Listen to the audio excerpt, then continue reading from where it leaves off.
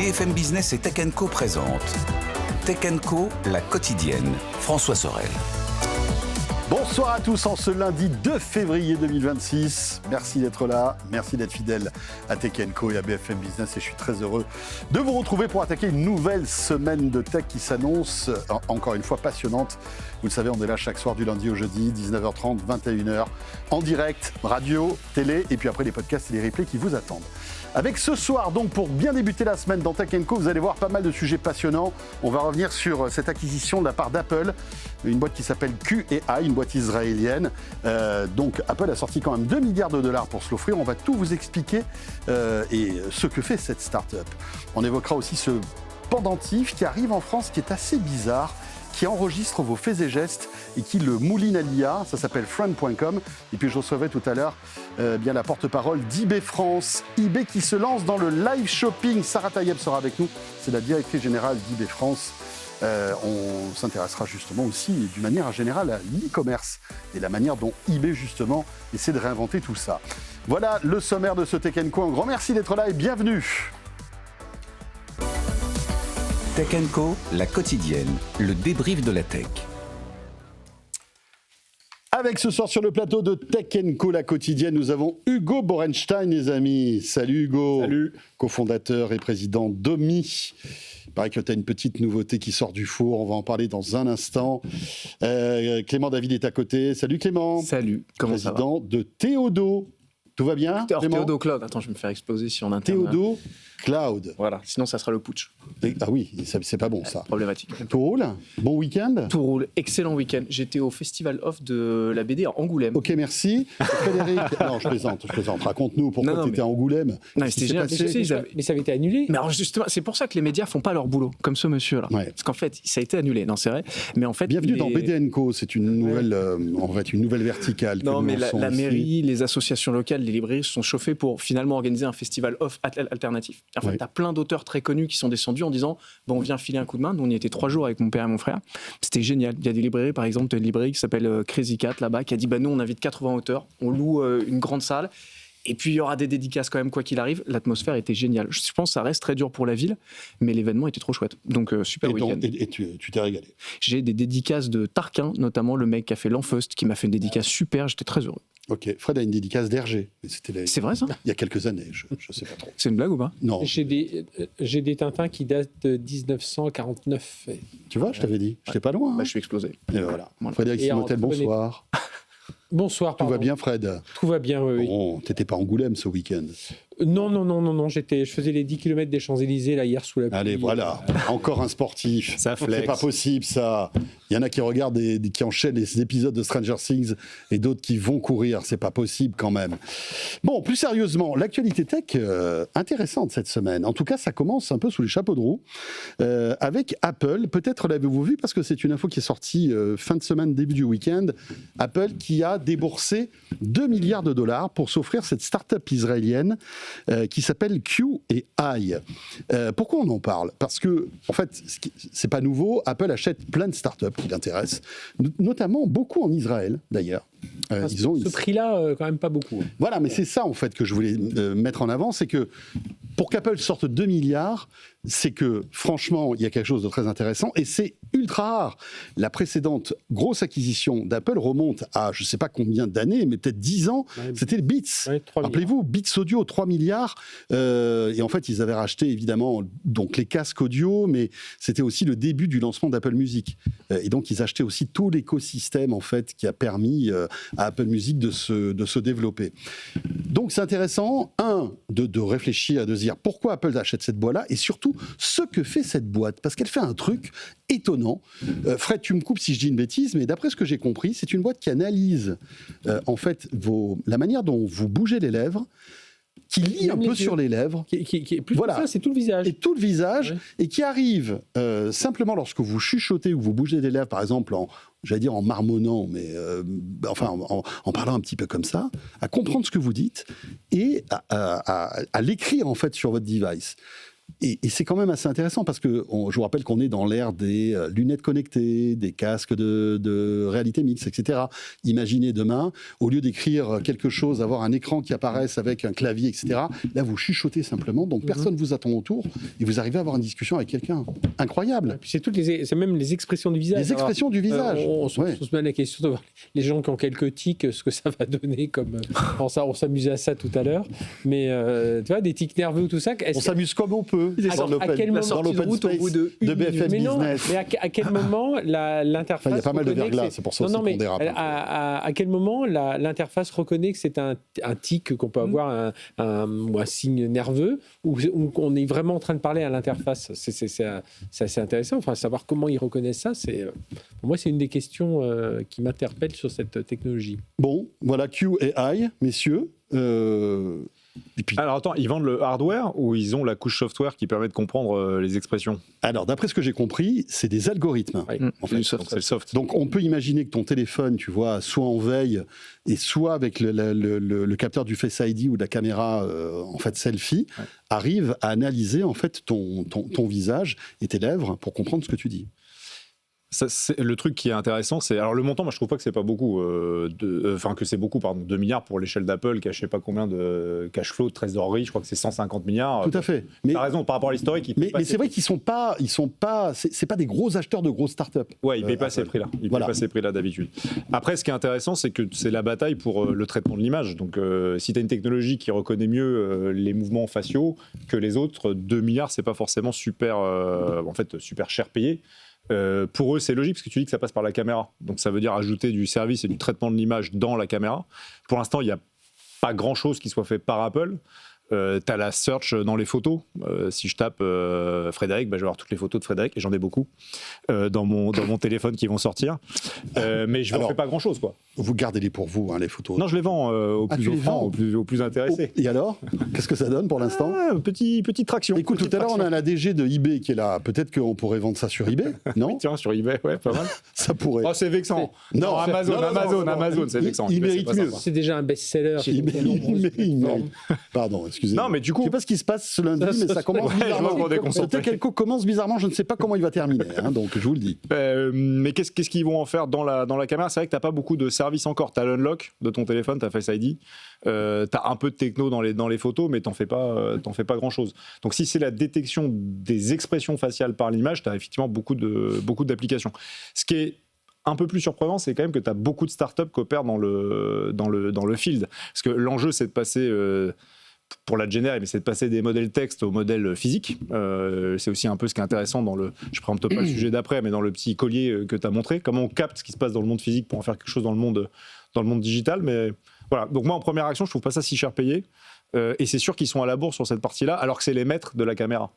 Ce qui est intéressant avec cette boîte, c'est que ça détecte non seulement les chuchotements et on va dire les émotions. À l'audio aussi. En fait, ça va comprendre ce que tu dis en chuchotant. C'est le mouvement des lèvres. C'est ça, en fait. Ça lit sur les lèvres, en quelque sorte. Et c'est vraiment intelligent. Parce que donc même si tu marmonnes, il arrive à... Demain, tu es, je sais pas, dans les transports en commun avec tes lunettes qui détectent ça et qui arrivent à comprendre ce que tu dis pour répondre à un mail ou à des questions ou par SMS, tu vois, c'est quand même plutôt cool. Ce qui est intéressant, c'est qu'en plus de ça, leur capteur arrive à analyser le rythme cardiaque et la fréquence respiratoire. C'est fou, quand même. Il faut savoir que le Advil Maisels, qui est le CEO de QI, avait déjà vendu une boîte à Apple il y a quelques années de cela, qui avait développé l'une des technologies qu'il y a dans le Face ID, qui permet, vous savez, de déverrouiller le téléphone simplement grâce au capteur 3D qui est à l'intérieur. Ouais. Donc, en fait, visiblement, ils avaient quand même pas mal de points communs. Et donc, deuxième jackpot pour ce gars-là qui vend donc QAI. C'est intéressant, hein. Fred? Oui, moi, ce qui m'étonne, alors sur le prix, je pense que là, c'est typiquement une stratégie défensive d'Apple. Ouais. Apple se dit, oula, on a trouvé une techno qu'on l'on trouve assez géniale, qui sans doute préfigure un peu le futur de l'interface homme-machine avec des signaux un peu invisibles, hein. Et on sait qu'Apple, leur grand truc, c'est de s'effacer derrière tout doit s'effacer derrière la technologie. Et donc le fait qu'ils payent ce prix-là, je pense que c'est vraiment pour sécuriser tout ça. Alors peut-être sans doute cher payé. Après, il faut voir comment ils l'intègrent. J'imagine que ça fait un moment qu'ils la regardent et qu'ils se disent où est-ce qu'on pourrait tester cette technologie. Ils ont dû déjà l'intégrer dans certains de leurs produits, enfin au moins en test. Et puis, je pense que c'est une technologie qui doit être compliquée aussi à copier comparé à d'autres, tu vois, parce que là, il doit vraiment y avoir des brevets un peu assez sécurisés là-dedans. Maintenant, voilà comment Apple aujourd'hui essaie de trouver ces innovations-là et c'est ce nouveau type d'interface homme-machine. Donc, c'est intéressant ce que tu disais sur le fondateur qui a déjà vendu une boîte, donc qui a été dans les effectifs Apple et qui y retourne, parce qu'on sait que la stratégie d'Apple, souvent, c'est pas forcément d'acheter un produit fini. Là, tu parles d'une technologie, mais c'est aussi d'acheter l'équipe qui l'a construit. C'est ça. C'est quand même la guerre des talents. Donc, exactement. Et je vous rappelle qu'il y a quand même, se dessine une guerre des lunettes connectées qui va être assez violente. Et je pense que Apple veut avoir les meilleures armes possibles lorsqu'ils vont sortir ces lunettes. Et imaginez que, je ne sais pas moi, si dans un an, les lunettes connectées Apple sortent avec cette technologie, ils auront un avantage compétitif décisif par rapport à Meta, par exemple. Mais c'est ça l'intérêt. En fait, moi, je suis très content de ce move. C'est très bien, parce que Apple se ressemble sur son ADN. Tu vois, ils ont lâché Siri, ils ont compris qu'ils n'arriveraient jamais à le faire évoluer, que c'était le pire scandale de l'humanité. Ouais, à l'échelle de l'ère de l'IA, on ne peut rien faire. Tu dis à Siri, il fait quelle météo ? Il dit, voilà ce que j'ai trouvé sur Internet pour la météo. C'est tranquille. Donc, ce move, il est génial parce que, sur Siri, on donne à Google la partie entraînement des modèles, etc. On va se concentrer sur l'interface. Donc ce move, améliorer Siri. Tu vois, faire en sorte que Siri, on ne sait pas, lise le mouvement de tes lèvres, puisse vraiment comprendre ce que tu racontes, etc. 2, renforcer les produits audio ou les produits connectés. Tu vois, c'est ce que tu disais sur les lunettes, c'est ce qu'on peut imaginer sur les écouteurs, etc., etc. Il y a probablement plein d'usages. Et 3, surtout, inventer des nouveaux usages. La rumeur aujourd'hui, c'est que la prochaine grande étape de l'IA, c'est de dire, dans la partie interfaçage avec l'humain, c'est ce qu'on appelle l'interface naturelle. C'est comment est-ce que les humains vont interagir avec l'IA sans avoir à taper sur un clavier, mais en se comportant comment ils se comporteraient avec un être humain. Là-dessus, j'attends Apple. Pour le coup, je m'en fiche de leurs annonces sur les emojis, machin, je sais pas quoi. Ce que j'attends, c'est quel usage ils peuvent imaginer qui intègre l'IA dans mon quotidien, de la même manière qu'ils ont réussi à intégrer la musique, etc., etc. Comment ils cassent en fait un usage, comme ils l'ont fait avec Face ID finalement, qui a été un vrai game changer pour déverrouiller les téléphones. Et c'est là que j'attends Apple. C'était ou le pouce, qui était pratique, mais bon, là le regard c'est encore plus simple, ou alors des codes, tu vois. Donc, et mine de rien, c'est rentré dans notre vie. Mais c'est ça que je veux le jour où tu l'as plus, tu le sens passer. Bien sûr. Mais ce que je trouve intéressant dans cette technologie-là, alors là, pour revenir juste un instant sur la technologie, c'est que visiblement, elle associe un peu tout. C'est-à-dire, c'est pas juste les micro mouvements du visage, ça peut être, on va mesurer aussi l'influx nerveux, le rythme cardiaque pour voir vraiment ce qu'on veut exprimer. Donc, il y a ce côté un peu émotif. On avait une start-up qui s'appelait EmoFace. Alors, je sais pas si on l'avait reçu dans Tech & Co. Enfin, moi, je pense, on l'a reçu ici, en tout cas, sur ce plateau-là, il y a assez longtemps, qui travaille pour les autistes, notamment. Et c'est vrai que là, typiquement, on n'en parle pas trop dans cette acquisition, mais on sait qu'Apple a de grandes ambitions aussi dans la santé. Ça pourrait être aussi une interface aussi, pour tous ceux qui ont une certaine forme de handicap, de dialoguer avec la machine. Après, une acquisition philanthropique ? Non, mais ça, tu vois, c'est une autre piste, quoi, tu vois, qui peut être le truc. Après, je repense toujours à ce côté 2 milliards, donc un côté, pour moi, c'est plus défensif qu'offensif, pour pas se faire piquer la techno. Il y a peut-être aussi, il faut y penser, un signal envoyé au marché. Alors, 2 milliards, ça fait cher pour envoyer le signal, mais enfin, à l'heure où tout le monde met des dizaines de milliards, ils se disent, tiens, ils ne sortent pas ce rachat n'importe quand. Les résultats viennent sortir, ils sont plutôt bons. On a vendu l'iPhone, on s'apprête à sortir un peu. Enfin, il y a pas mal de choses. Mais en même temps, en interne chez Apple, on voit que ça remue. Il y a pas mal de remue-ménage. Donc tout ça, un peu mêlé, ça pose quand même. Ça entretient quand même quelque chose. Il se passe quelque chose chez Apple, quoi. Est-ce qu'on est en train de partir vers une nouvelle voie dans l'interface homme-machine ? Est-ce qu'il y a des gens qui ont pris le pouvoir chez Apple, d'autres personnes ? Non, mais tu vois, on se demande un peu c'est clair. De se dire, on met 2 milliards là-dessus. Est-ce que c'est quelqu'un qui a dit, écoute, Tim, là, l'IA, on va avoir du mal. Il serait peut-être temps de regarder, lançons-nous dans autre chose. Oui, c'est clair. Tiens, puisque tu parlais de l'IA qui n'était pas terrible, on évoquait l'IA qui n'était pas terrible chez Apple.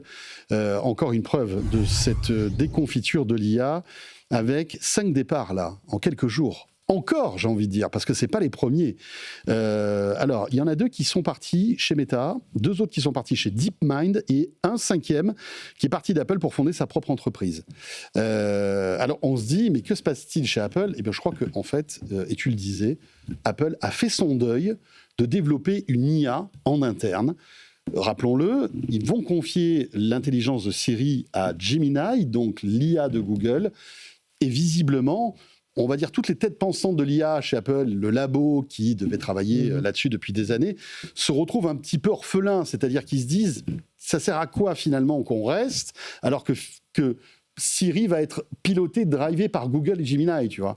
Donc je trouvais ça très intéressant d'avoir votre point de vue là-dessus, parce que, encore une fois, il va rester plus personne dans le département IA de chez Apple, non, Fred ? Là, ça commence. Et puis là, visiblement, c'est pas des anciens, des historiques d'Apple. On pourrait dire, voilà, les gens, ils ont bientôt la soixantaine bientôt frappée, et puis ils se disent, bon, allez, il est temps d'aller voir autre chose. Non, là, il y a des gens beaucoup plus jeunes. Moi, je pense qu'il y a quelque chose aussi chez Apple, c'est au niveau de alors certes, comme tu l'as dit, a fait son deuil sans doute de certains développements autour de l'IA, mais je pense qu'il y a aussi quelque chose au sein de la culture. C'est-à-dire qu'aujourd'hui, l'IA, les développeurs, ils développent plus comme avant, développent de façon itérative, on se trompe, on repart de l'autre côté. Et là, Apple, eux, ils ont tellement cette culture de tout est très hiérarchisé et tout ça. Et aujourd'hui, je pense que les développeurs, enfin le monde de l'IA, on n'accepte plus trop cette structure. Ne serait-ce, tu sais, je prends un exemple tout bête. Il y a quelques jours, je rencontrais le patron de l'école EPITA, et il me disait, pour la première fois, il y a un vrai gap entre les élèves qui sortent, qui ont 23 ans, c'est une formation prépa intégrée, donc ils sortent, c'est entre 18 et 23, un vrai gap entre ceux qui sortent à 23 ans et ceux qui entrent à 18 ans, parce qu'eux, ils sont noyés dans l'IA, enfin, ils baignent dans l'IA, les autres un peu moins. Et je pense qu'il y a ce souci aussi dans les ingénieurs qu'embauche Apple, et qui se retrouvent baignés dans l'IA depuis 4-5 ans, et qui arrivent dans un univers où on leur dit, attends, non, ça se passe comme ça, les développements. Et là, il doit y avoir aussi un peu, tu vois, de culture, au-delà de la technologie même, de culture. Messieurs, non, mais c'est cette hémorragie de départ. Ouais, mais c'est ce que tu as dit, c'est-à-dire que c'est pièce de théâtre en 3 actes. On n'arrive pas à faire avancer Siri. Il faut se rappeler que Siri, la dette technique de Siri en interne, c'était au-delà des atermoiements sur la stratégie, les modèles, etc. Il a été décrit pas comme un gros tas de neige impossible à faire évoluer. Tu avais des ingénieurs qui avaient quitté Apple en disant jamais Siri ne deviendra l'assistant intelligent qu'on imaginait. Alors que c'est le premier cas de figure auquel on a pensé quand on a commencé à avoir l'IA générative.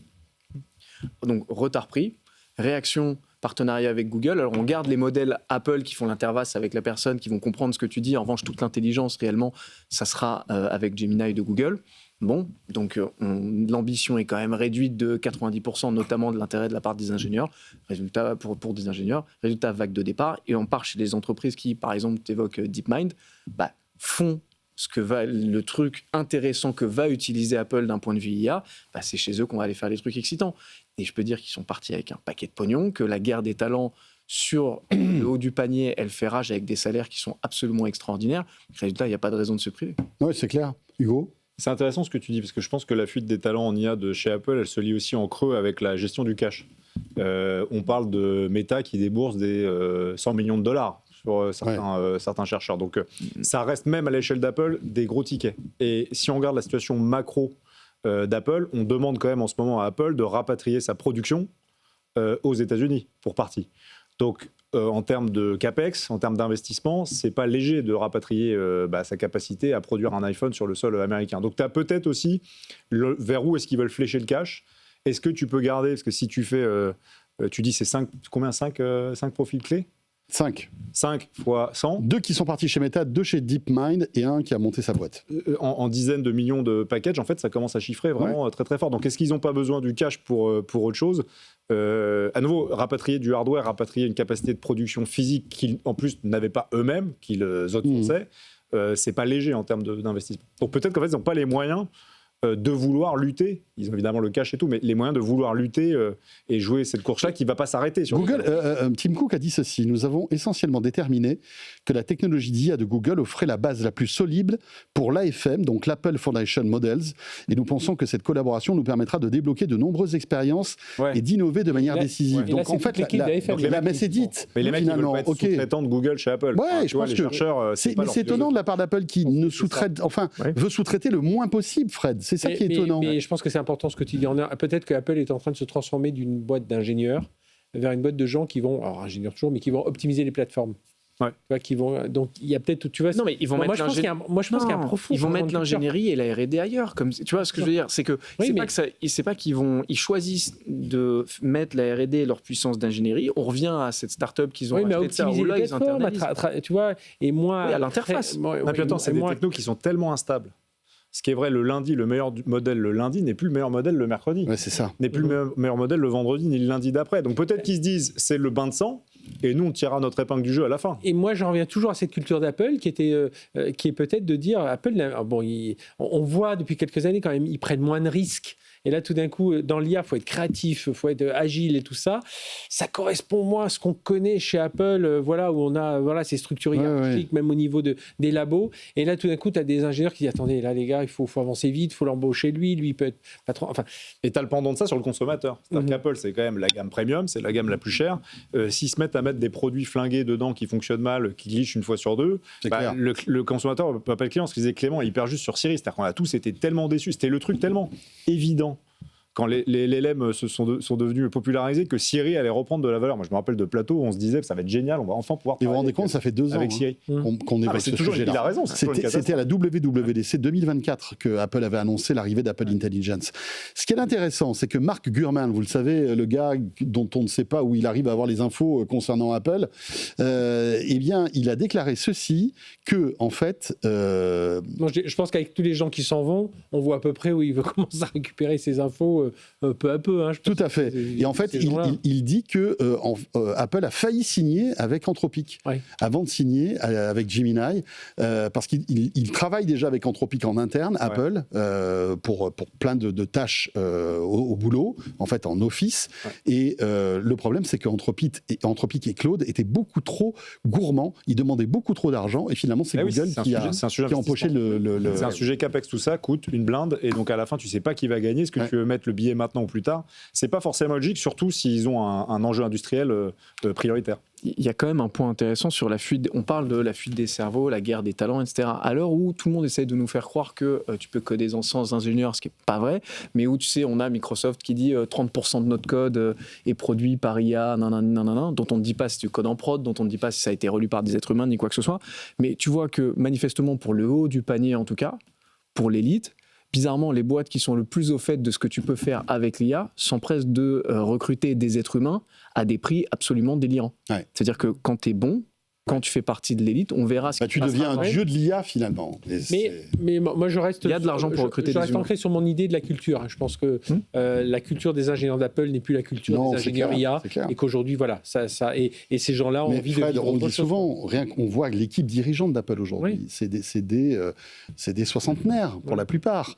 Et alors j'ai rien contre les soixantenaires. Regardez, on a un là qui est brillantissime. Mais qui reste ancré dans leur tradition, dans leur modèle traditionnel. Je plaisante parce qu'il n'a pas 60 ans encore. Ce que je veux dire par là... Il court encore en 45 minutes les 10 km. Ouais, voilà, alors que moi, il me faudrait 1h30, je pense, vous voyez. Non, ce que je trouve intéressant, c'est que, voilà, on est à la... Voilà, il se passe quelque chose, et on parle de ce nouveau successeur de Tim Cook, qui est un gars qui est beaucoup plus jeune, John Turnus, je crois, qui, voilà, visiblement serait bankable, et peut-être qu'il pourrait rajouter un petit peu de, comment dirais, d'agilité et de jeunesse à cette boîte-là. Mais c'est un problème de culture, t'as raison, et de culture produit. C'est un gros mammouth. C'est-à-dire qu'il n'a pas réinventé, personne n'a réinventé le modèle, il a scalé le modèle à l'extrême, mais t'es toujours sur le même modèle d'écosystème fermé.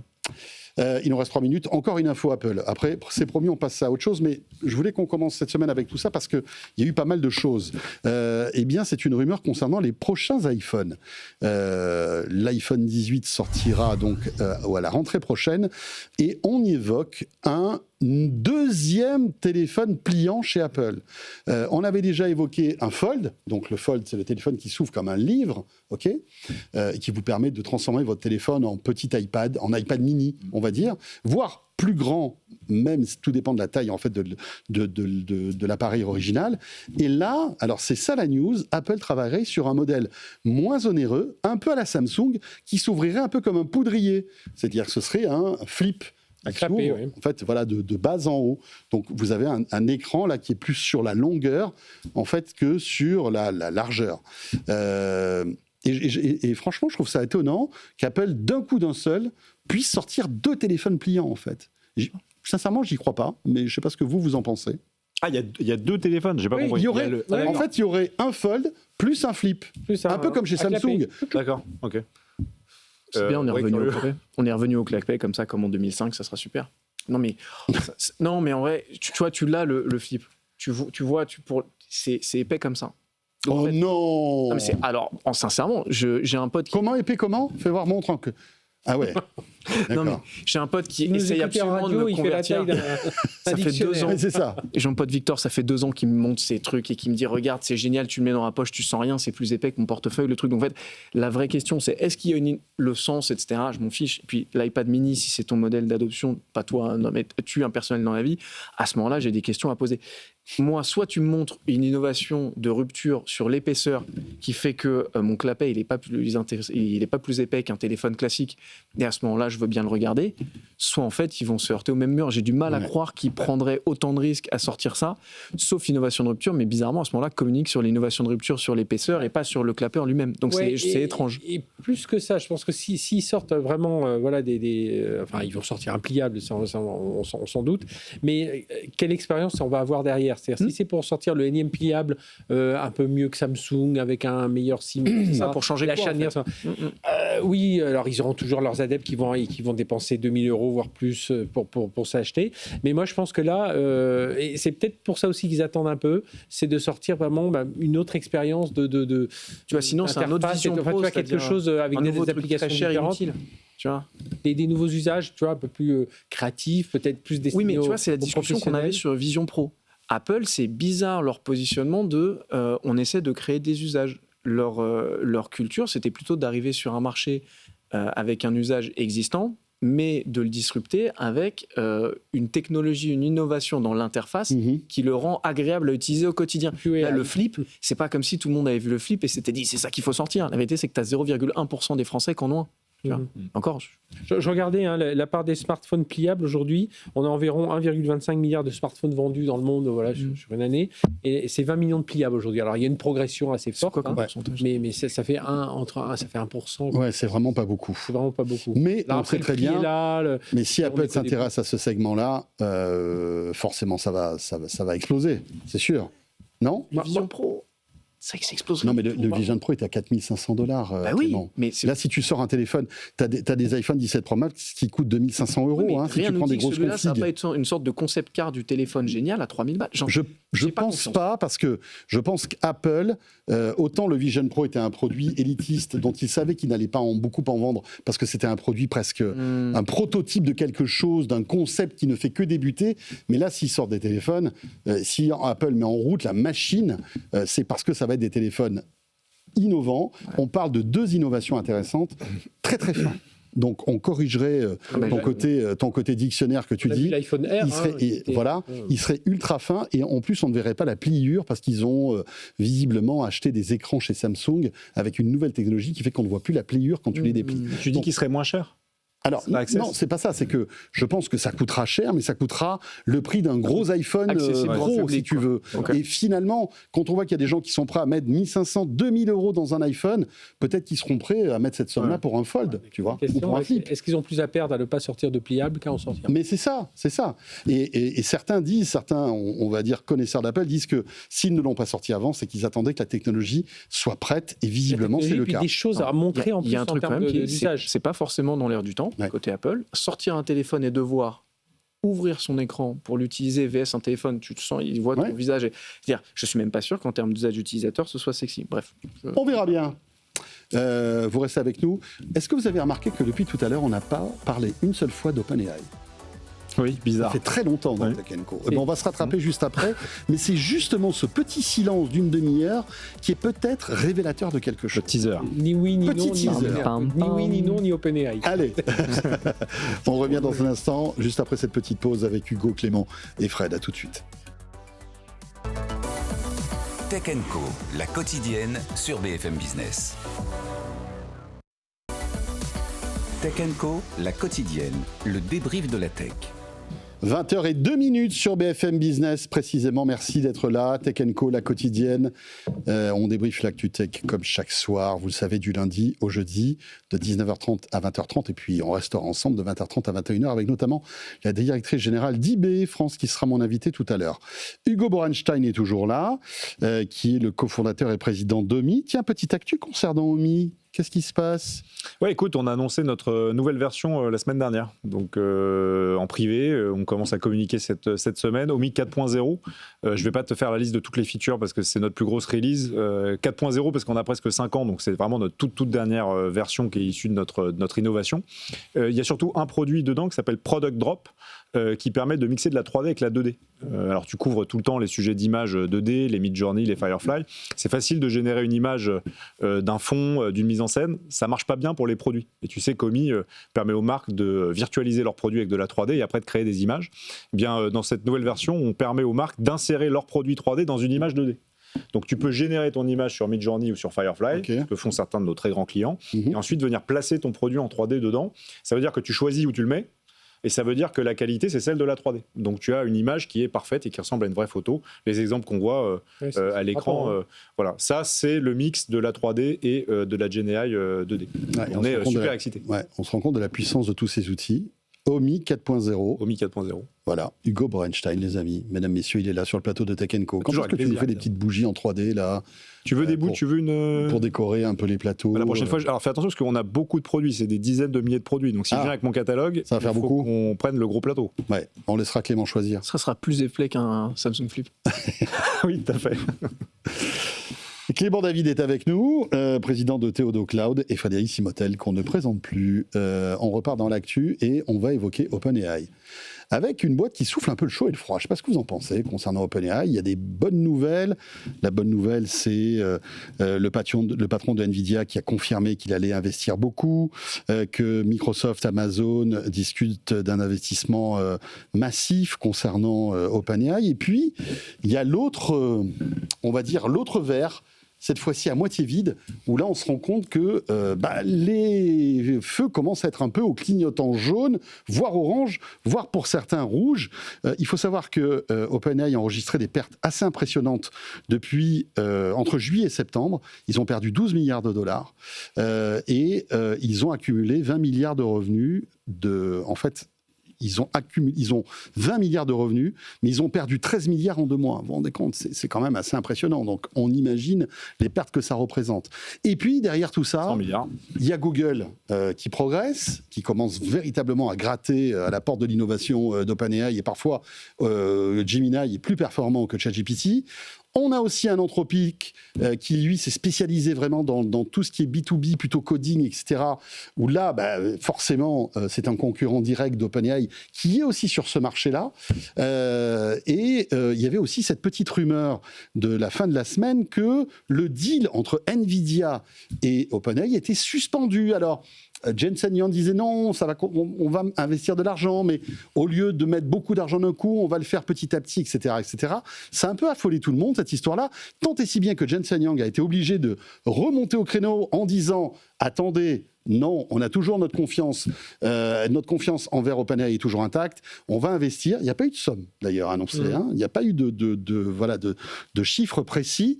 Mais voilà, je voulais avoir un peu votre avis sur cette ambiance un peu bizarre d'OpenAI où on sent que, on va dire, le monstre vacille un peu, non ? Enfin, quand je dis monstre, c'est pas gentil, mais on va dire la bête, quoi. Tu veux parler d'abord de leur positionnement ou de la partie investissement, les milliards qui arrivent ? Tu commences comme tu veux. C'est toi qui vois. Moi, ça me fait plaisir de t'écouter. Quoi qu'il arrive, quoi que tu dises. Tant que tu dis pas que l'iPhone fait la taille d'un dictionnaire, ça va. Vous allez le vexer, là. Non, je rigole. Oh, y a pas de problème. Allez, alors, là, quand il met les lunettes, c'est que ça c'est parti. Non, mais en fait, cette partie sur les investissements, tu vois, il pourrait lever, il y a une news qui dit Amazon pourrait mettre 50 milliards de dollars chez OpenAI. C'est intéressant et ça explique un peu la discussion potentiellement qu'on va avoir sur NVIDIA. C'est que c'est intéressant d'un point de vue investissement, ok, les milliards continuent à tomber. C'est très intéressant d'un point de vue la guerre pour les puces. C'est-à-dire que aujourd'hui, ce qui se passe, c'est Amazon a déjà un deal pour vendre de la capacité d'entraînement, etc., à OpenAI, qui permet de dérisquer OpenAI vis-à-vis de Microsoft, qui est leur fournisseur historique. Parce qu'ils ont leur propre puce, Amazon. Ouais, mais alors justement, jusqu'à présent, c'était quand même sur des data centers qui étaient plutôt équipés de puces NVIDIA. D'accord. Donc, pas de problème, client un peu classique, sauf que c'est ton client classique qui est le premier consommateur, le premier client au monde de compute, de capacité de calcul. Donc, c'est pas un client comme les autres. Mais c'était juste un deal à plusieurs milliards pour Amazon qui avait OpenAI en client.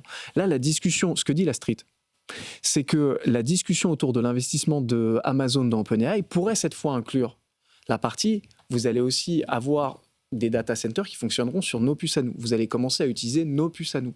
Or, pour l'instant, les puces sur le marché qui sont utilisées, qui ne sont pas des puces NVIDIA, qui a 85% du marché, pour l'instant, c'était soit de l'interne, chez Google et Amazon qui ont leurs propres puces. Amazon, c'est des puces qui s'appellent Trainium. Commence à avoir les siennes aussi, des Exactement, des puces qu'on appelle Trainium notamment et qui consomment normalement moins que les puces NVIDIA. Soit c'était à la marge. Tu vois, c'était marginal, c'était du AMD, etc., etc. Mais jusqu'à présent, la base, le statu quo du marché, c'est NVIDIA qui fournit tout le monde. Il n'y a pas de question. Si tout à coup, on commence à fournir OpenAI avec du matériel interne, des puces internes, non NVIDIA. Exactement. Là, c'est une digue qui tombe. Tu vois, c'est ça qui est intéressant. Et ce qui se passe, c'est NVIDIA, leur valo, elle est fondée sur quoi? Le fait qu'ils soient en 3 ans passés de 1000 milliards, parce que c'est pas si dégueu, mais 1000 milliards à 4000 milliards, voire récemment, vite fait, 5000 milliards de valo, c'est basé sur leur monopole. Sur le fait que eux, ils détiennent tout le marché, que c'est le standard du marché. Donc tu vas te retrouver potentiellement avec, évidemment, beaucoup d'argent qui tombe chez OpenAI, mais surtout cette idée que, qu'est-ce que ça veut dire le futur pour NVIDIA si ça commence à avoir un monopole qui tombe? Et qu'est-ce que ça ouvre comme pour Amazon si, comme ils le cherchent depuis des mois, ils arrivent à expliquer que oui, on a Bedrock, on fournit des modèles, mais on fournit surtout toute l'infrastructure du marché parce qu'on achète le compute chez nous. Et maintenant, on achète le compute, le plus gros acheteur de compute chez nous, il l'achète avec nos propres puces. En fait, c'est dans la tectonique des plaques de la guerre autour des puces de l'IA, ce move est absolument stratégique. Donc, le fait qu'en introduction, j'évoque la fragilité, la santé fragile d'OpenAI, qu'est-ce que tu en penses? Moi, ce que j'en pense, c'est la discussion qu'on avait, je crois, il y a 15 jours, 3 semaines, c'est qu'OpenAI, ils sont bloqués. Ils sont bloqués parce qu'en dessous, ils n'ont pas la maîtrise de l'infrastructure. La preuve, ils essaient de passer pour l'infrastructure par Amazon et pour les puces, pour l'instant, par Amazon et Microsoft, pour les puces, pour l'instant, par NVIDIA. Et au-dessus, ils sont bloqués parce qu'ils n'ont pas d'interface avec l'utilisateur. Ils ont une dépendance au store, ils ont une dépendance quand ils veulent parler aux gens, ils ont une dépendance au navigateur, etc., etc. Donc aujourd'hui, personne ne sait où est-ce qu'ils vont se positionner pour être plus que juste un modèle parmi les autres. Et ce que tu disais, c'est plus forcément le seul excellent modèle. Donc si tu te retrouves avec juste un modèle concurrencé par d'autres pour le prix et la performance, est-ce que ça vaut les centaines de milliards qu'on a mis dedans? Ils vont avoir du mal à les rembourser.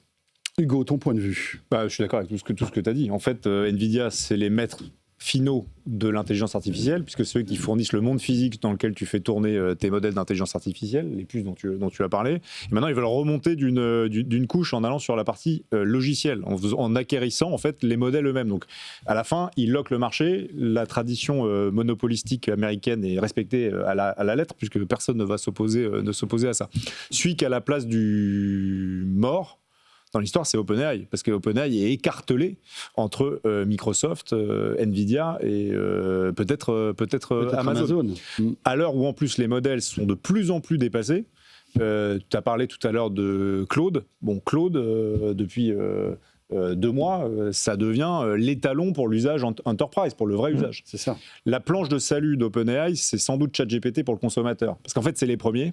Donc, ils ont quand même gagné la bataille produit. Je suis moins d'accord quand tu dis qu'ils n'ont pas de lien direct avec l'utilisateur, parce qu'en fait, oui, tu utilises via un store ou via un navigateur, mais tu utilises ChatGPT quand tu es un consommateur qui ne connaît pas forcément. Donc, c'est leur planche de salut, c'est d'être sur l'usage consumer. Le search, la recommandation, et on a vu l'arrivée des ads, donc sans doute le shopping, la partie plus transactionnelle. Sur l'usage enterprise, l'usage scientifique, la robustesse de ce modèle, ils y sont pas. Et puis, ils coûtent très cher. Les chiffres que tu donnes, ça veut dire qu'ils dépensent quasiment 100 milliards par an de pertes nettes. Donc, c'est un truc qui est tellement cash incentive, en face de modèles qui sont tellement plus efficaces, tellement plus malins, que moi, je ne sais pas comment ils s'en sortent. Puis, la qualité du produit à la fin. Je ne sais pas, mais moi, ChatGPT, au bout de la 3e, 4e, allez, 5e, 6e query, ça glitch, mais complètement. Il sait plus ce qu'il raconte, il perd le contexte, il me parle d'autre chose. Même récemment, tu as trouvé ? Il invente même les derniers modèles. Nous, on a les derniers modèles qu'on utilise, pour lesquels on paye. Bon, je trouve pas que ce soit aussi impressionnant qu'à l'époque. Ça se voit beaucoup sur la partie image. Alors, l'image, nous, on n'en parle même pas, c'est catastrophique de chez catastrophique. Mais même sur la partie, la partie texte, la partie langage naturel, elle est pas bonne, quoi, par rapport à d'autres modèles. Alors que Gemini, je c'est trouve, vraiment est plus la à l'aise. place, quoi. Gemini est plus à l'aise dans le dialogue qu'on peut avoir avec une IA. Je trouve qu'il est souvent plus pertinent. Il est moins, en plus, sirupeux, tu vois, moins... Il est moins en empathie. Moins en empathie, etc. Mais c'est assez... Il y a des biais dedans, qui rendent quasiment inutilisables parfois, tu vois, sur l'empathie, etc. En fait, il va toujours vouloir te ramener dans son cadre, dans ce que lui a appris et ce que lui sait, et toi, tu as juste envie d'une réponse parfois, ou tu as juste envie de pousser un sujet, donc tu l'as pas forcément. Là où d'autres modèles... Alors moi, je ne l'ai jamais utilisé, mais je le lis comme tout le monde. Je peux l'utiliser moi personnellement. Mais quand je vois les réponses de Grok, voilà, niveau empathie, niveau biais, il n'y en a pas. Il va dire une vérité brute, et même si elle est affreuse, raciste, tout ce qu'on veut. Mais vraiment, je ne sais pas comment ils sortent de ce pas-là, ce cash burn et cette relation à 4, compliquée. En fait, la stratégie, juste, n'est pas si claire. C'est-à-dire que si tu veux être juste un modèle, entre guillemets, le positionnement de Anthropic avec Claude notamment, qui est en effet devenu la référence du code, tu vois, par agent, etc., que tous les techs, mais de chez moi par exemple, utilisent et que tout le monde vante, les mecs un peu poussés sur Twitter, etc., X.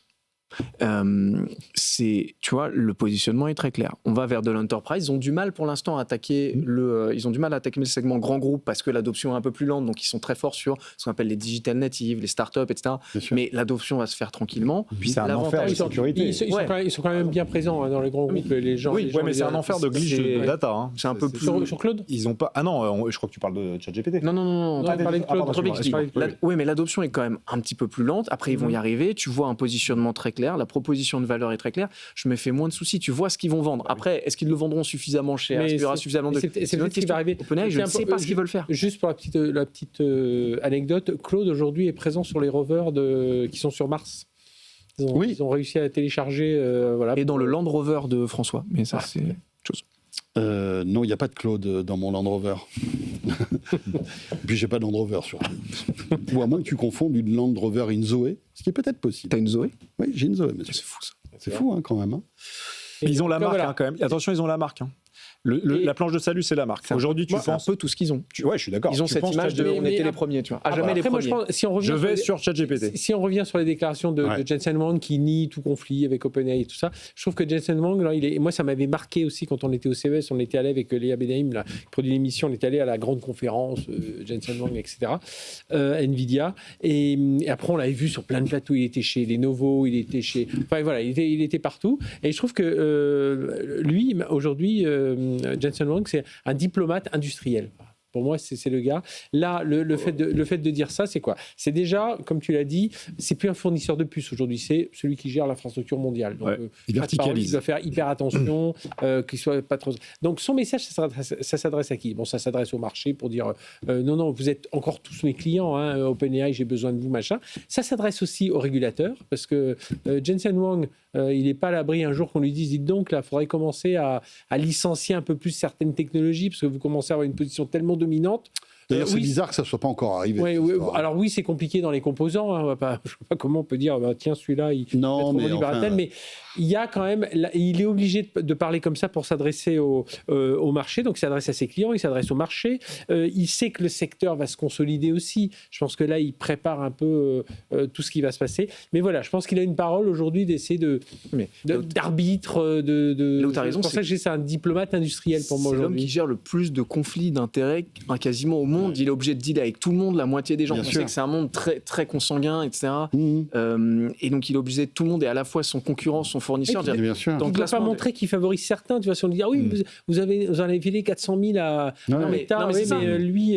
Dans le classement des mecs qui ont des conflits d'intérêts, tu as Donald Trump, Nasser El Khelaifi pour d'autres raisons, et ensuite Jensen Huang. C'est clair. C'est à peu près c'est ça le classement. Je veux dire, sa vie doit être absolument ingérable. Déjà, quand il dit qu'il n'y a pas de conflit, ça veut dire qu'il y a un conflit. Oui, c'est clair. C'est exactement ce que je dis. Non, mais c'est vrai. Voilà, tu vois, c'est exactement ce Quand qu'un tu mec commences dirait. à démentir un truc comme ça, c'est qu'il y a un souci. Et puis attention, Par contre- c'est pas un ticket d'investissement en cash. Hein. Ça, on le dit pas Non. beaucoup, mais quand moi, j'ai des potes qui ont Nvidia à leur capital, quand ils te mettent, je dis n'importe quoi, ils te mettent 20 millions d'euros dans un tour, tu as 15 millions en crédit Nvidia. Nvidia, bien sûr. Donc ça revient chez eux à la fin. C'est quand même C'est ce qu'a fait cercle Microsoft vertueux avec d'argent. OpenAI au début. L'argent magique. Mais hein. c'est ce qui s'est passé avec quand ils ont mis dans OpenAI. OpenAI investit chez Oracle et Oracle est revenu chez OpenAI, Tout à fait. chez Nvidia. Donc, il y avait Donc c'est de l'argent cette aussi sorte de fermé, boom. C'est ce qui euh, inquiète tout qui le monde se par recycle. ailleurs. mais- J'ai Bon, vu- ben voilà. Juste Oui. parenthèse, j'ai Oui, vu un truc Clément. intéressant sur la bulle de l'IA, au passage dans un podcast qui s'appelle Lenny's Podcast, où un mec disait en fait la bulle de l'IA est pas là où on l'imagine. Tout le monde pense que la bulle de l'IA c'est un problème de ROI. Il dit c'est pas ça, c'est que sur un marché mature, vous avez entre 3 et 10% des gens qui cherchent une solution. Par exemple, les flottes de véhicules, tu as 3 à 10% des gens qui vont chercher les flottes de véhicules. Là, il dit vous avez un marché où pour toute l'IA, pour tous les outils IA, en fait, comme les gens n'ont pas d'existant avant, tu as 100% du marché disponible qui cherche à se fournir maintenant. Et il dit le problème, c'est pas le ROI des solutions IA, c'est quand tu auras passé la vague de tout le monde cherche à s'équiper et que tu auras un marché un peu plus mature où seulement 20 ou 30% des gens chercheront à s'équiper tous les ans, là, pour le coup, comment tu feras avec tes flottes de commerciaux, comment tu feras sur ta renta, etc. Et j'ai trouvé que c'était assez intelligent comme manière de voir les choses. Mais je trouve, juste un dernier mot là-dessus, tu l'as signalé, François, dans toutes ces nouvelles-là, c'est l'histoire de Amazon qui dit vouloir mettre effectivement ce genre de milliards. Ça aussi, c'est pas. Enfin, il y a une bataille de communication parce que là, tu te dis, mais attends, si OpenAI accepte, ça va être quoi la relation avec Microsoft? Enfin, tu vois, alors c'est sûr que dans ce monde, on est très habitué à ce qu'il y ait ces côtés. bien J'investis chez mes ennemis, mais qui deviennent mes amis sur certains points. Enfin, il y a des trucs un peu. Je ne sais plus qui avait fait une fois un schéma. On aurait dit une toile d'araignée, quoi. Savoir qui dépendait de qui. Je crois que c'était tout ça. Bloomberg.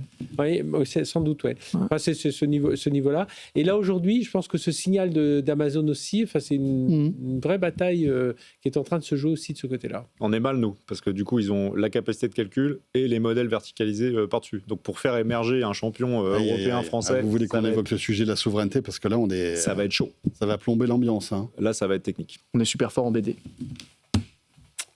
Ben voilà. Mais il faut parier sur Mistral avec des secteurs beaucoup plus verticaux. Et puis voilà, Ouais, mais comment tu au fais moins Comment pousser faire ça. un Mistral tu vois, face à un faut au moins OpenAI Clément n'a pas l'air couplé d'accord à avec Nvidia. toi là, hein, sur Mistral. Hein. Non, mais soit on se lance, soit je respecte le sujet. On parle de ça ou on parle... Non, mais en fait, Non, on va- tout le monde te dit qu'il faut les soutenir à tout. En fait, oui, il faut les soutenir d'une certaine façon. Parce que Mais t'as bien pas sûr d'autre- qu'il faut les C'est la soutenir. seule tentative. Et il y a un côté quasiment chevaleresque.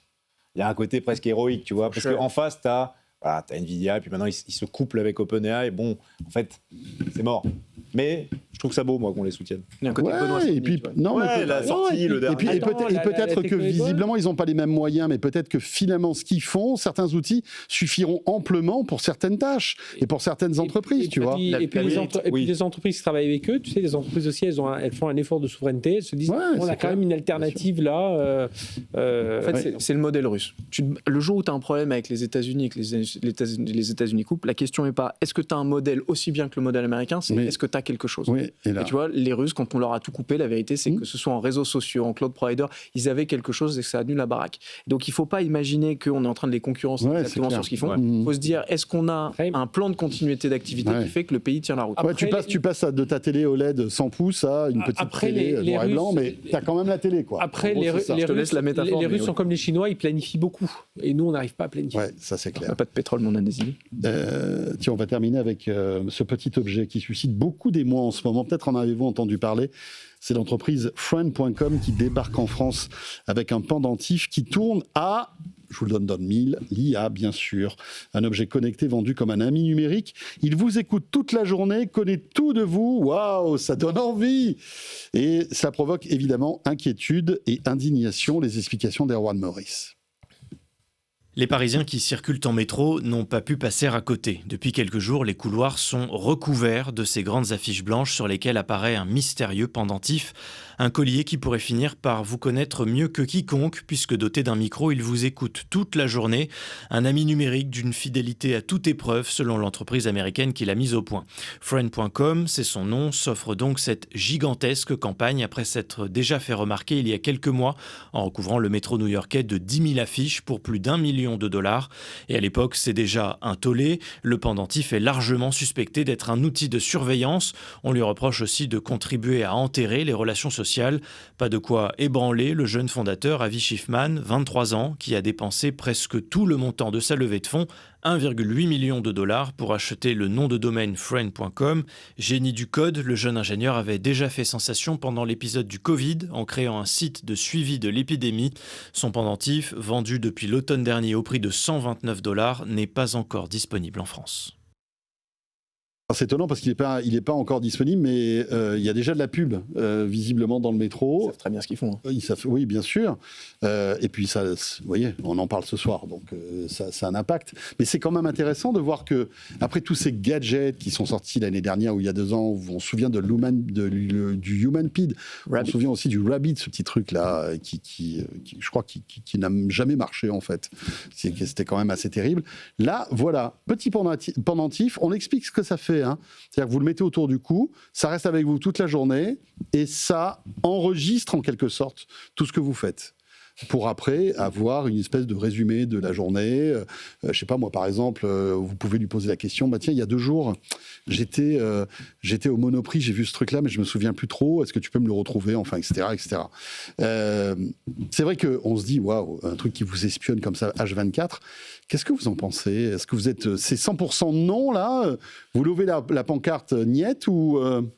En fait, j'ai une question, pardon. Non, je t'en prie, vas-y. J'ai une question. Ils disent qu'il a levé combien ? 1,8 million. Ouais, c'est pas beaucoup. En fait, il y a un truc qui me surprend, c'est comment à 1,8 million, avec 1,8 million d'euros, surtout si c'est dépensé en majorité en marketing, mais comment tu stockes toutes les données et tu as une IA assez puissante pour aller chercher dans des données accumulées jour après jour. Je suis assez surpris, on va parler de la partie Black Mirror, etc. Je suis assez surpris que la promesse soit déjà réalisable. Ça me surprend. Déjà, j'ai une vraie question qui est, est-ce que ce truc peut même faire ce qu'on, pour 2 millions d'euros, petit génie du code, ce que tu veux, est-ce qu'ils peuvent, le faire, et est-ce que de deux, ils ont la capacité de payer les serveurs, le compute, etc., qui va avec? J'ai un énorme doute. Donc déjà, moi, je pense que ce truc ne peut pas exister en l'état s'il lève pas très vite des milliards. Bon, parenthèse au fermé, mais c'est la première introduction que j'ai. Non, mais t'as raison. Ouais, ils ont levé 2 millions en tout, mais pour acheter le friend.com, quoi. Il y a un mec qui est bien. Il y a un mec qui est il y a un mec qui est très bien. Ouais. Alors, il n'est pas aussi bien que Jensen Huang, mais c'est pas mal quand même. Mais on a vu à l'Unveil, enfin, après, ils étaient présents au CES, on a vu un pendentif comme ça qui s'appelle OMI. Et OMI, c'est vrai, non? L'autre, comme ça. Voilà, l'autre, OMI l'autre. OMI moins bien. La société s'appelle Based Hardware, ils ont appelé ça OMI, alors c'est OMI.mi. On peut l'acheter, ça vaut $90. Et pareil, ça fait exactement la même chose. Donc je doute un peu de tous ces... Et c'était un parmi d'autres. Je doute un peu de tous ces... Et pareil, il enregistre, on lui pose des questions, il répond. On peut l'accrocher à son vêtement, on peut l'avoir comme fait friend.com en pendentif. Et oui, ça fait beaucoup de choses. Après, avoir ce côté espion, enfin, je ne sais pas s'il faut dire espion, enfin, ce côté... Non, mais en fait, ce truc-là, ce friend.com, comme OMI ou comme les autres outils, ça a l'air d'être un gadget, mais c'est, à mon avis, beaucoup plus profond que ça. C'est-à-dire que la prochaine frontière des modèles d'IA, c'est ce qu'on appelle les World Models. C'est la start-up de Yann Lequin. De tout. Donc, qui doit comprendre la physique, l'image, la distance, le spatial, la data que capture l'iPhone ou que capture une Tesla, par exemple, depuis des dizaines d'années. Ce truc-là, on le met autour du cou, il ne va pas coûter très très cher, mais la valeur, c'est qu'il va scanner ou acquérir la donnée environnementale du vrai monde. Les prochains modèles, ce ne sera plus des modèles de LLM, ce ne sera plus le langage, c'est la prochaine frontière. Donc en fait, ça a une tête de gadget, c'est un peu comme les Laboubou, mais en fait, c'est beaucoup plus profond que ça. Oui, Clément. Ouais, j'ai un truc quand même qui est, il faut pas non plus que l'IA serve de moyen de déculpabilisation aussi pour tous les enjeux qu'on n'a pas envie de traiter dans notre société. Tu vois, par exemple, parce que là, ça s'appelle friend.com, la promesse c'est vous serez plus jamais seul, etc. C'est comme quand j'ai un peu la même réaction que quand je vois au-delà des côtés il va nous surveiller, etc. Quand je vois des gens qui disent c'est génial, dans les maisons de retraite, comme ça, les gens ils sont seuls, ou quand ils seront isolés chez eux, des robots pourront leur faire la conversation. Je vois aussi le moment où on est déjà dans une société où l'attention au prochain, elle n'est pas folle, on est très auto-centré, voilà, on est tous pareils, peu importe. Le truc, c'est si l'IA devient la prochaine étape pour en faire encore moins, parce que de toute façon, c'est géré par l'IA, dire qui fera attention à nos anciens, aux personnes isolées, aux machins, parce qu'après tout, il y a un robot, donc c'est pas grave. Moi, c'est un peu la déculpabilisation mentale qui m'inquiète sur ce genre. Alors moi, je suis plus inquiet sur la vie privée avant, hein, parce que les Ray-Ban comme ce truc qui capture tout ce qui se passe sans ton accord, moi, j'ai rien à me reprocher, donc tout va bien. Mais ça me met une petite forme d'angoisse, tu vois, de me dire que peut-être que t'as un pendant. T'as rien à te reprocher, sauf aux soirées OMI, quoi. C'est qu'on me l'a demandé pour la première que... fois en déjeuner récemment, mais il y a un mec qui m'a dit, est-ce que tu es en train de m'enregistrer? Tu vois, c'est pas il y a vrai, des questions physiques. Et il dit, voilà, je voudrais savoir, est-ce qu'il y a un upload quelque part? Et tu lui as dit oui, bien sûr. J'ai dit, j'aimerais. Moi, ça me fait penser, vraiment, quand on voit, si vous êtes avec nous à la télé, il y a des images derrière de gens qui portent ce truc-là. Ça me fait vraiment tellement penser à un épisode de Black Mirror. De Black Mirror. Jamais Ça vu. pourrait très bien. T'as jamais vu ce truc-là? En fait, on m'a tellement dit, tu vas voir, regarde, c'est déprimant. On m'a dit, tu Mais fais non, trop mais mal après les ça épisodes. pourrait tellement, en fait, le point de départ que tu le vis maintenant.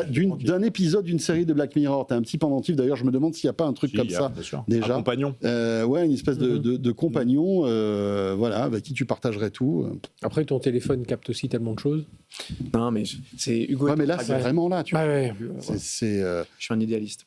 Bon, Fred, toi, t'as envie de tester ou pas? Mais il en a un. Ça coûterait, Il en a pris un à Las Vegas. Ça coûterait 113 €, je crois. Ouais, bah tu vois, Donc, le t'imagines Omi. Non, mais le Omi que j'avais vu. Alors, le Omi que j'avais vu. C'est la data que ça chope, parce que 113 €, tout le monde, la majorité des gens peut se le payer. T'as un abonnement derrière?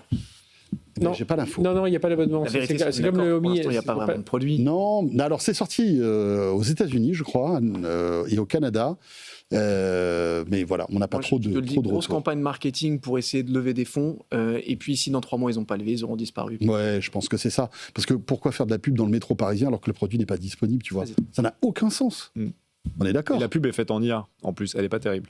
En L'image plus. que tu as montré, c'est pas très beau. Ah ouais. Donc bon, on va voir. Eh oui, vous savez que Hugo, dès qu'il voit une pub, tu sais, un truc 3D et tout, il dit ça vient pas de chez moi, ça. Ça, c'est vraiment les nul. images Ça, pour ceux qui nous voient à la télé, la 3D qui est derrière toi à l'écran m'angoisse. Et les images qu'on voit derrière, c'est généré par IA aussi? Non, ça c'est un vrai shoot. Ça se voit qu'il a mis du budget sur les acteurs là. Moi, je suis en plein milieu du truc là. Vous avez vu? Regardez, hop là. Ah oui, Ce sera le mot de la fin. notre grand maître, Je crois qu'on a fait le tour là, on est bon. notre gourou.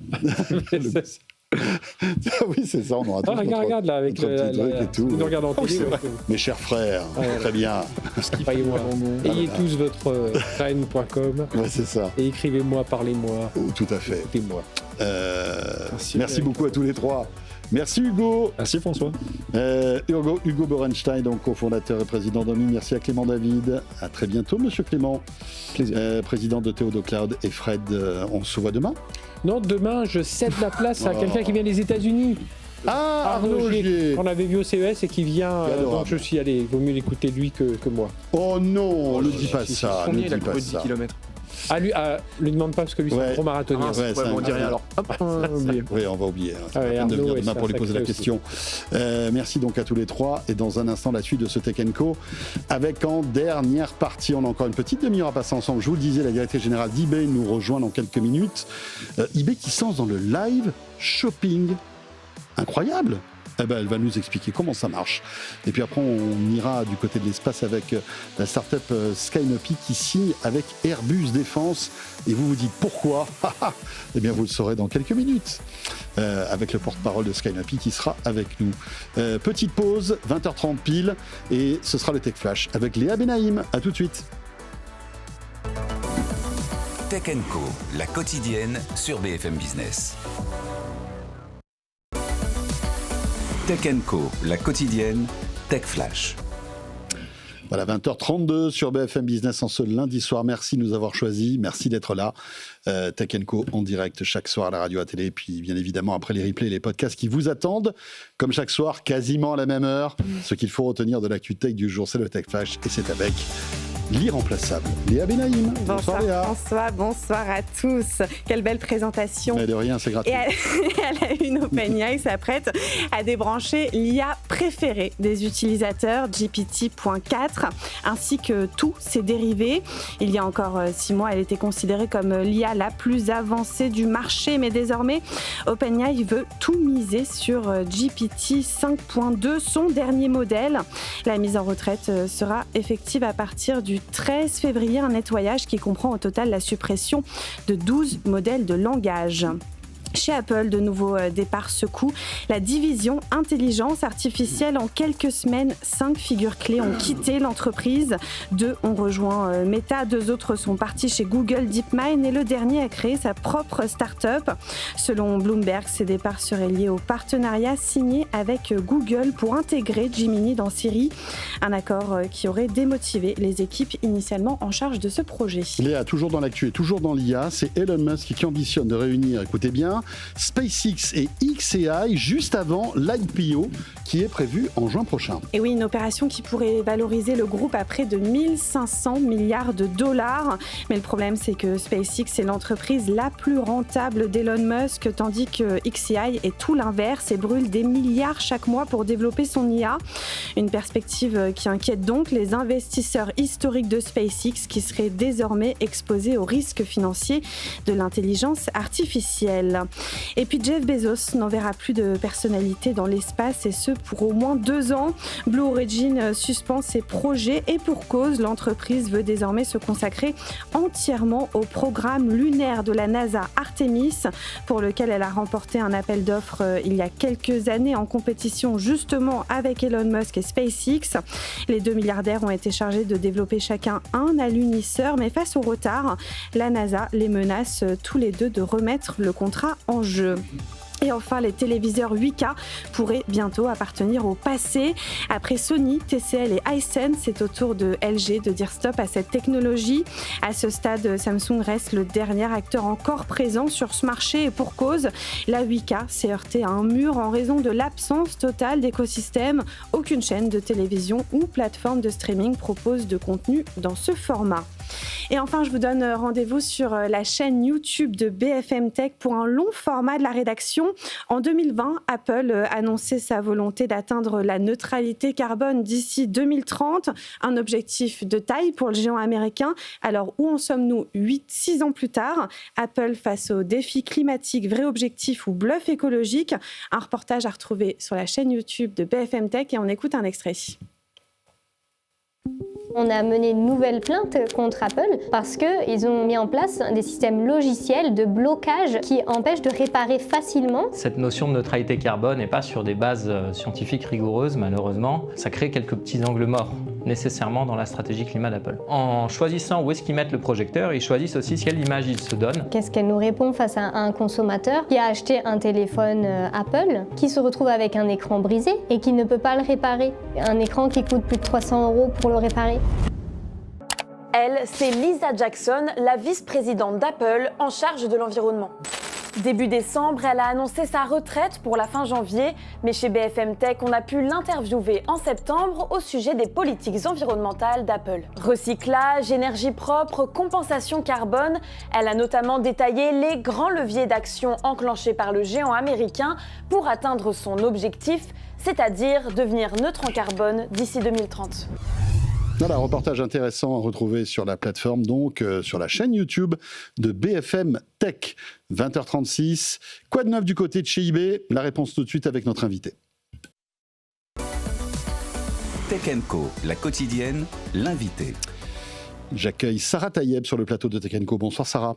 Bonsoir. Vous êtes directrice générale d'eBay France. eBay qu'on ne plaisante plus, bien évidemment. Plateforme de vente en ligne, l'une des toutes premières. Hein. Quel âge a eBay aujourd'hui, Sarah?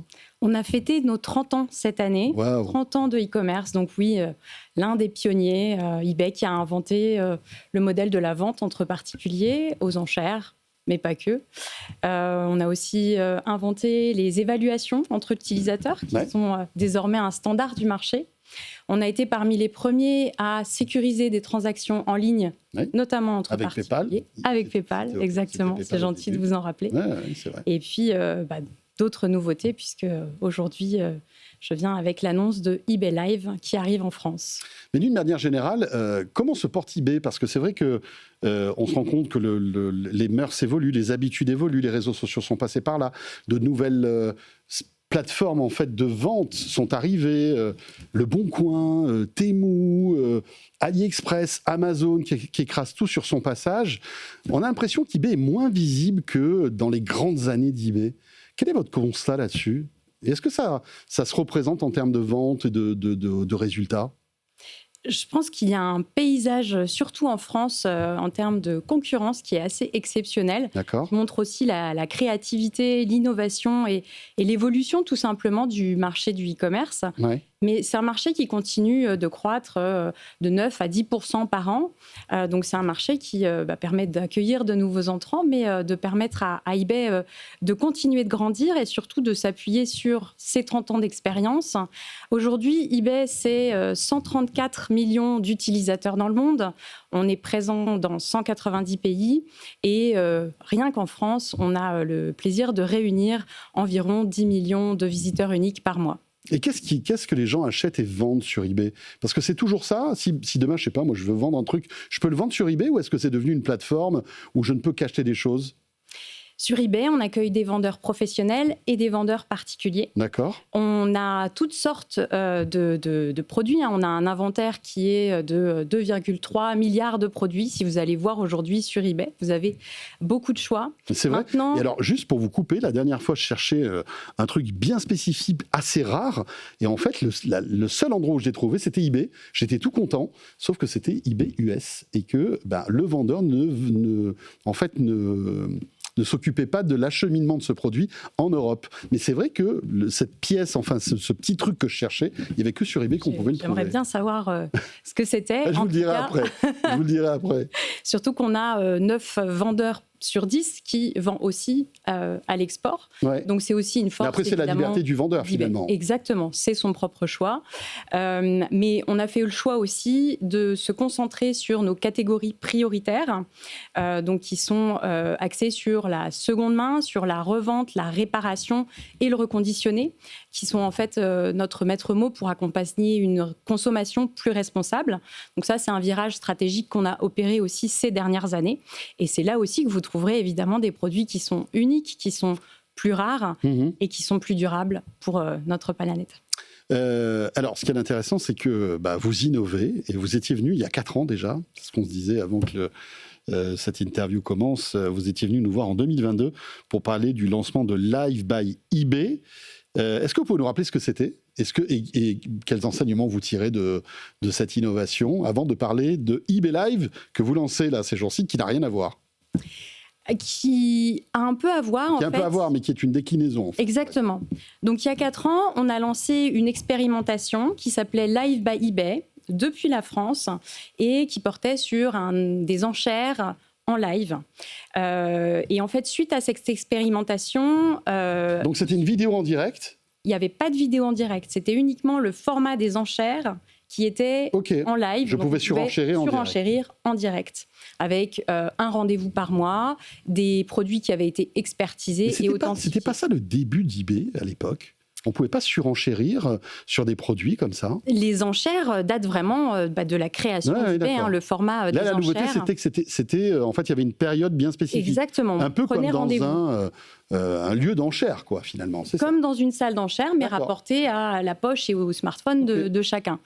La même année, on a pu lancer à eBay aux États-Unis eBay Live, qui, partant de ce constat et de l'appétence et de l'émergence en fait de ce qui s'appelle le live shopping, propose ce format, mais pas seulement aux enchères, aussi en achat instantané, en achat à prix fixe, avec de la vidéo en streaming. Donc eBay Live, c'est quoi ? C'est simple, on vient donc ça, c'est la nouveauté que vous lancez là. Exactement, donc ce qu'on vient de lancer il y a quelques jours en France est déjà disponible aux États-Unis depuis 2022, en Allemagne, en Angleterre, en Australie, et on peut se connecter sur la plateforme eBay. On vient, on assiste à une vente qui se fait en direct, on voit son vendeur professionnel en streaming vidéo, qui présente les produits, qui répond aux questions, on échange avec la communauté des acheteurs qui est connectée avec nous et on peut acheter en instantané. Les enchères... Donc c'est un super téléachat, quoi. Alors, quand on revient à la grande époque du téléachat, on regardait un programme et on voyait des animateurs nous présenter des produits, etc., etc. Là, c'est un peu pareil, sauf que c'est en direct, en fait. On ne pouvait pas leur poser de questions. Et à l'époque, on ne pouvait pas leur poser de questions. On ne pouvait pas discuter, on ne pouvait pas découvrir plus, on ne pouvait pas non plus échanger avec la communauté des acheteurs qui sont présents à ce même moment, et ce qui rajoute vraiment Donc il y a un chat, je peux poser une question. Exactement.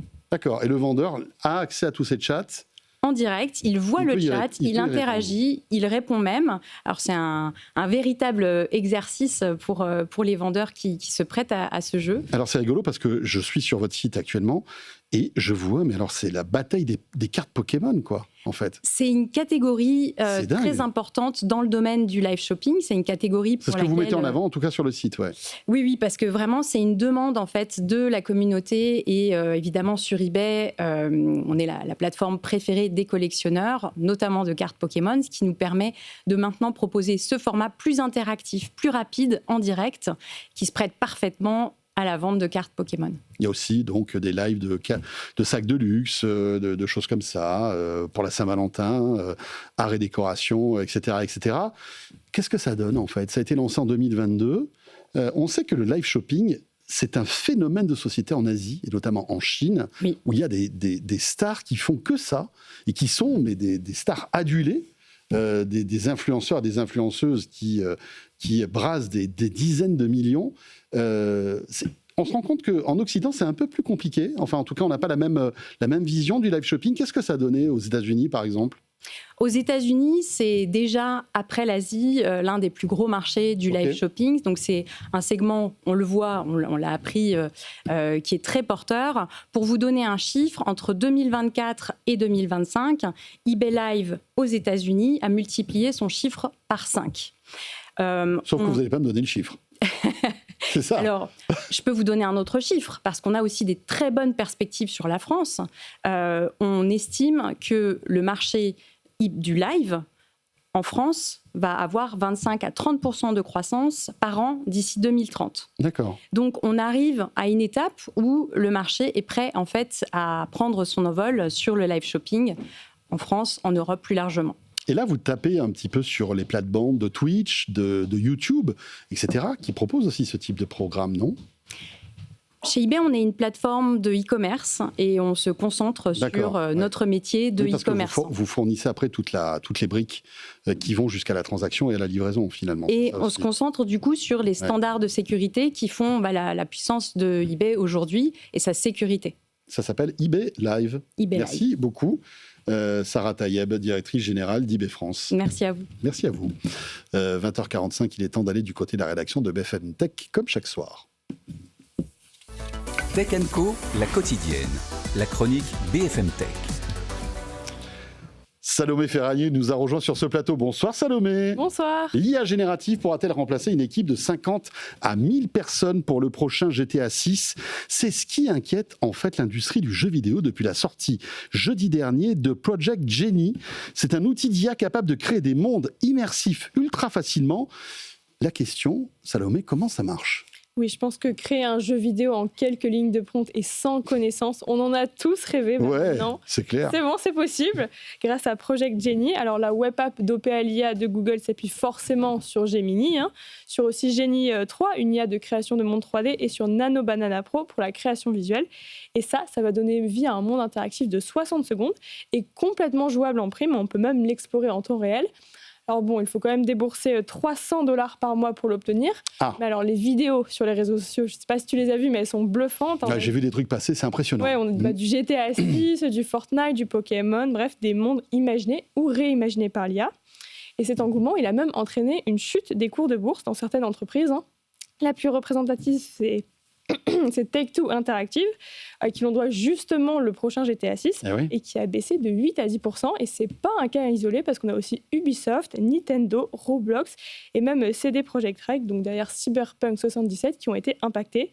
Bref, tu l'auras compris, un Project Genie vient de rajouter une source d'angoisse et une industrie qui était quand même déjà pas mal inquiète de l'arrivée de l'IA dans le jeu vidéo. Donc Salomé, en gros c'est bon, ça y est, je peux changer de métier, je peux devenir développeur jeu vidéo, c'était mon rêve. Ce serait très beau, tu t'en doutes, mais forcément il y a encore quelques limites. Il y a encore 2-3 trucs. Il faut rester encore un petit peu sur le plateau. Ok, d'accord.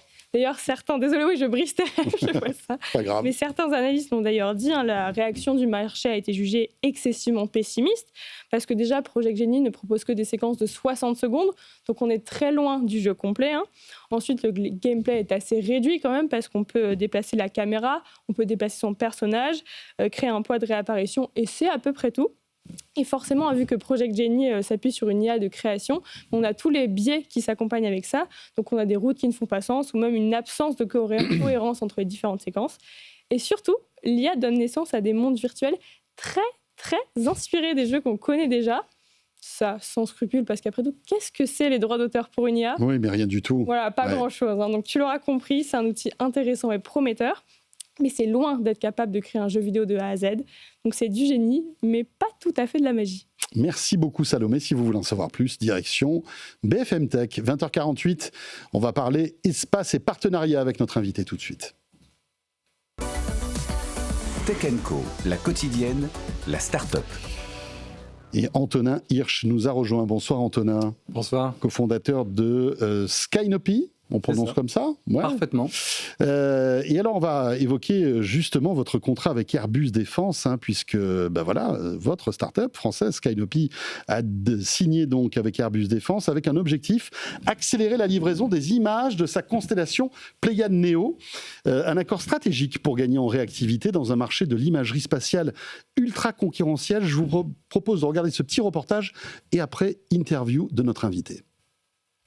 Les satellites d'observation doivent souvent attendre des dizaines de minutes avant de pouvoir envoyer leurs images sur Terre. La faute aux stations au sol, dont l'organisation est assez rigide, avec des créneaux de téléchargement définis. Skynopy collabore justement avec ces stations afin de les rendre plus souples, grâce à des logiciels, ce qui permet une gestion plus dynamique à la demande. Une aubaine pour Airbus et sa constellation Pléiades Néo, qui fournit à ses clients des images de très haute résolution. Impensable dans certaines situations de devoir attendre pour délivrer ces informations cruciales. Une vitesse fondamentale dans un secteur où la concurrence mondiale, notamment américaine, est rude. Une belle prise de plus pour Skynopy qui continue parallèlement de densifier son réseau puisque la start-up a signé il y a quelques mois avec Eutelsat afin d'utiliser ses 600 stations au sol dans 42 pays. Voilà, Antonin, scruter la Terre depuis le ciel, c'est votre job. C'est ça, Skynopy. Exactement, c'était mon rêve et c'est une réalité. Donc, alors Skynopy, on est une start-up française qui déployons et opérons un réseau de stations sol. Alors, c'est des antennes qui font entre 4 et 5 mètres à destination des opérateurs de satellites en orbite basse comme Airbus. Ouais. Et nous, ce qu'on vient faire, c'est qu'on vient leur ramener plus de stations pour augmenter à la fois le volume de données qu'ils vont transmettre, mais également aussi une meilleure réactivité. Donc la réactivité, c'est le temps entre la prise d'image et sa redescente sur Terre. Alors pour qu'on comprenne bien, vous êtes sur le sol, d'accord ? Vous êtes un émetteur qui va qui va discuter avec les satellites. Et plus vous mettez d'émetteurs sur la planète, plus en fait les satellites vont pouvoir répondre rapidement aux informations qu'on leur demande. C'est ça l'histoire ? Exactement. Donc nous, on gère la communication des satellites. Donc c'est deux sujets. C'est d'une part envoyer des télécommandes pour pouvoir planifier l'opération. Je vais prendre une photo au-dessus de l'Amazonie, mais c'est aussi de la redescente de données, donc capter les données captées par les satellites. Et donc pour ça, on a besoin d'un réseau de stations. Donc on voit qu'il y a de plus en plus de satellites en l'air qui augmentent la performance, qu'on appelle le temps de revisite. Mais on oublie souvent que l'autre volet de la performance, c'est le réseau de stations sol. Il faut avoir en fait le reflet du nombre de stations sol, du nombre de satellites qu'on a en l'air. Et c'est exactement ce que fait Skynopy. En seulement 2 ans, on opère 35 stations sur 17 sites, un peu partout autour du monde. On va doubler ce chiffre cette année et on va tendre à du temps réel d'ici 2028. Alors vous êtes partout et donc chaque site est stratégique pour vous, c'est-à-dire qu'il faut que vous soyez tout autour de la Terre, c'est ça ? Alors exactement, alors il faut qu'on soit à la fois partout autour de la Terre pour pouvoir minimiser cette latence, mais aussi il faut qu'on soit à des endroits qui sont cruciaux. Par exemple, si je prends l'exemple de Airbus, Airbus a des zones d'intérêt spécifiques où il avait besoin de réduire ce temps de latence. Et donc, grâce à la technologie Skynopy, on a été capable de déployer en un temps record des stations très proches de ces zones d'intérêt pour pouvoir réduire drastiquement le temps de téléchargement des données. Et alors, quand vous dites réduire drastiquement, ça représente combien de gains en fait ? C'est quoi ? C'est des secondes ? C'est des minutes ? C'est des heures ? C'est quoi l'échelle là ? Alors l'unité c'est de l'heure à la minute et donc le gain qu'on amène c'est des ordres de grandeur, c'est un ordre de grandeur sur la réduction de ce temps-là. Et ça dépend vraiment très précisément de où vient se placer ces stations-là. D'accord. Donc aujourd'hui une 30aine de stations, c'est ça ? ce que vous dites. Aujourd'hui, une trentaine de stations. Demain, c'est-à-dire à la fin de l'année, multiplié par 2, aux alentours de 70 stations. D'accord. Et d'ici 2028, une quasi-totalité, un temps réel de couverture de la Terre. Il en faudrait combien à terme? Votre rêve, c'est d'avoir combien de stations? Sur l'ordre de grandeur, c'est une centaine. Alors, comment est-ce que nous, on fait pour pouvoir faire grossir ces stations? On a un modus operandi qui est un peu original, c'est-à-dire au lieu de bâtir en fait, ces stations de zéro, c'est-à-dire trouver un site, acheter l'antenne, la déployer, nous, on vient utiliser des antennes qui sont déjà existantes, mais sous-utilisées. Donc, il y a des propriétaires d'antennes. Et donc, nous, ce qu'on a développé, c'est des technologies, donc des technologies d'interface, des connecteurs, à la fois hardware et software, qu'on est capable de déployer pour pouvoir intégrer ces antennes dans notre réseau. Et après, on travaille avec ces propriétaires un peu sur le mode du Airbnb, mais adapté aux stations sol. Mais ces stations sol, il y en a beaucoup, il y en a partout sur Terre. Elles servent à quoi en fait? C'est quoi? C'est pour observer le ciel? C'est pour transmettre des données aussi? Alors, il y a deux types de stations. Il y a des opérateurs d'observation de la Terre qui ont fait le choix, et c'est un choix que les gens font de moins en moins, d'investir dans ce segment sol. Mais en réalité, étant donné le nombre de satellites qu'ils ont, ils l'utilisent souvent que de 5 à 15% du temps. Ça, c'est une première catégorie. Et donc, vous arrivez et vous leur dites, vous avez de la bande passante de disponible, je viens me greffer là-dessus. On a des clients et on vient mettre en relation des clients et de la ressource. L'autre type d'acteurs qu'on a aussi, c'est des acteurs télécoms. Donc des acteurs qui ont bâti une infrastructure de stations, souvent une infrastructure partout dans le monde pour fournir du temps réel. Et donc nous, l'innovation de Skynopi, c'est d'être capable de pouvoir travailler sur ces antennes-là. C'est notamment l'expérimentation qu'on fait avec Eutelsat pour pouvoir réutiliser ces antennes-là pour pouvoir fournir du service à un autre marché qui est le monde de l'observation de la Terre. D'accord.